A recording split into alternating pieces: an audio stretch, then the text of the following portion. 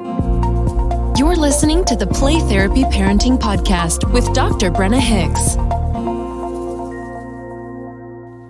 Hi, I'm Dr. Brenna Hicks, the Kid Counselor.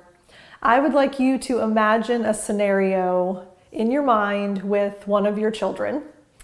You have told them repeatedly not to jump wheelies on their bike, not to ride fast down an incline or a steep hill.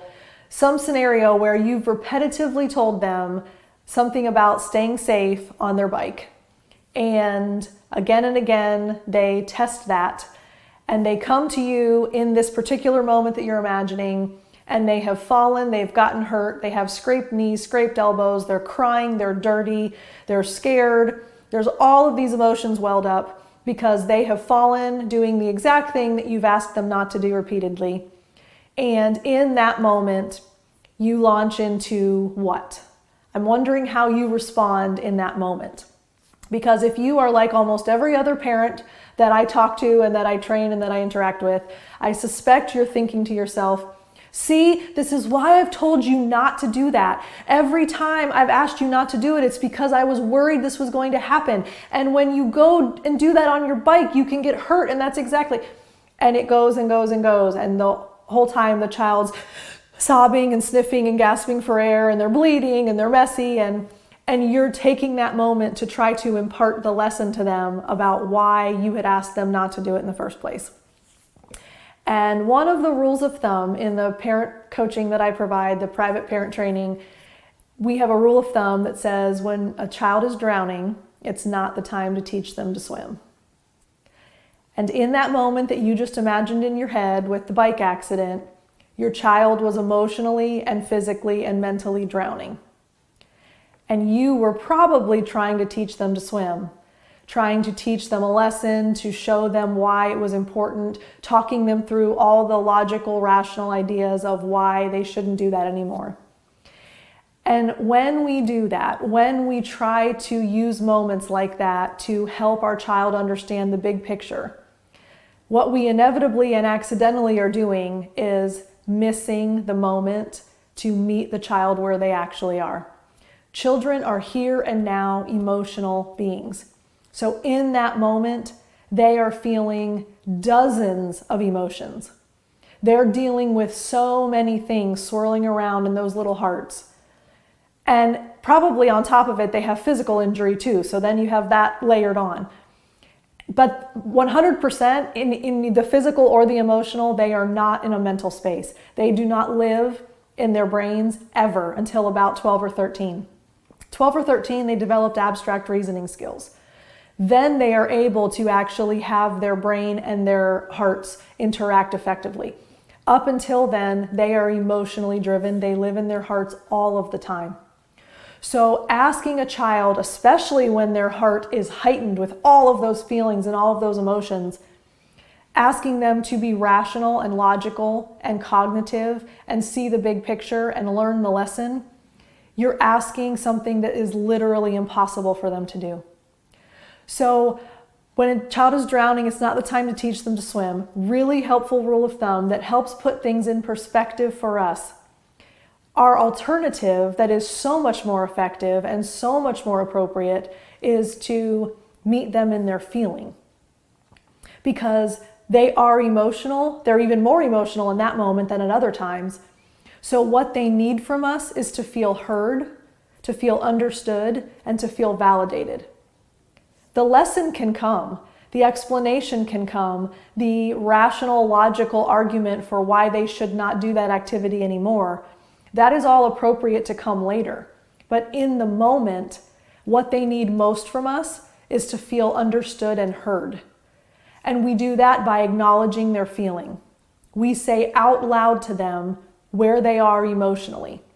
So instead of, see, that's why I've told you not to do that. I always knew you were going to get hurt and I don't want that to happen to you and I always try to keep you safe.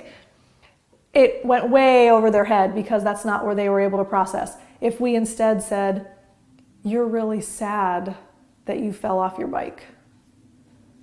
That really hurt. You're scraped up. Maybe they were really scared. Maybe it really surprised them. And so part of their crying and their emotion is rooted in their fear and their worry because they didn't know that was coming. So, gosh, that scared you. When we are able to identify what they're feeling and say it to them, that is the most powerful connection moment when a child is drowning. Imagine an actual person that cannot swim in a body of water. Can you imagine the feelings of overwhelm and the feelings of fear and the feelings of helplessness and the feeling of, can you please just see me and hear me and help me and understand what I need? A person that's drowning, when you're up on the boat and they're down literally fighting for their life, the last thing you would do is say, well, gosh, why in the world did you not learn how to swim? You live in Florida. Why? There's water everywhere. Why didn't you learn how to swim? All you have to do is paddle and kick your feet. That's the last thing we would do to someone who's actually drowning next to us. We would immediately see their need, meet it, and go right to them where they are. Emotionally, that's what our kids need from us when they are drowning in a scenario as well. So I hope that that rule of thumb resonates with you. I hope it helps you to see the power in meeting them in their emotion, telling them how they're feeling. That must have been scary. You feel so sad. You're so upset. Maybe they're angry. Maybe they're really mad that they fell. It was embarrassing or made them feel guilty that they hadn't listened to you. There's so many feelings that they're all trying to wrap up inside of their little hearts in that moment. So as much as you can, if you just say, you're really feeling this, you must be like this.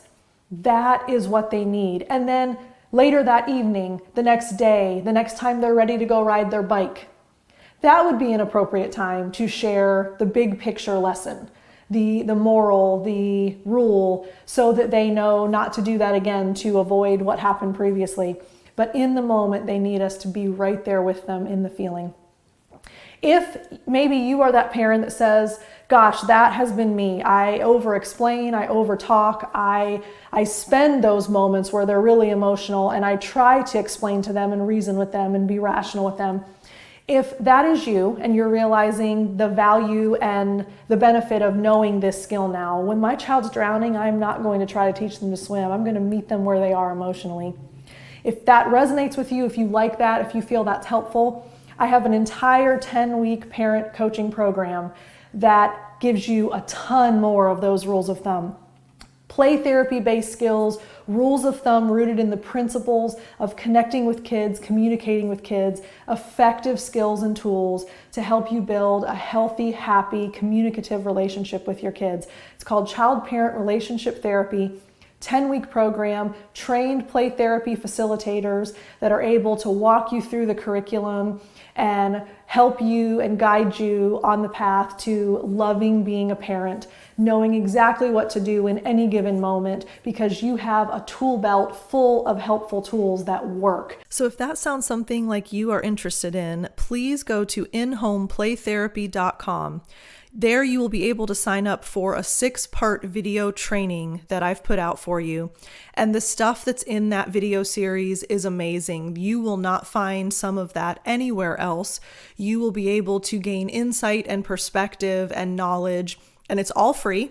You will pay for training that does not give you the perspective that this 6-part video training gives you. So go to inhomeplaytherapy.com and sign up. Here's another benefit to doing that.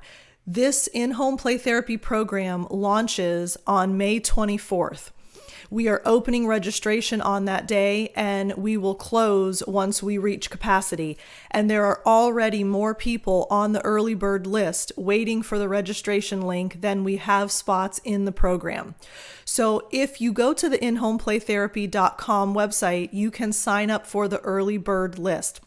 Even if you are just curious, this is not a commitment, but it gives you early access to the registration link when it opens.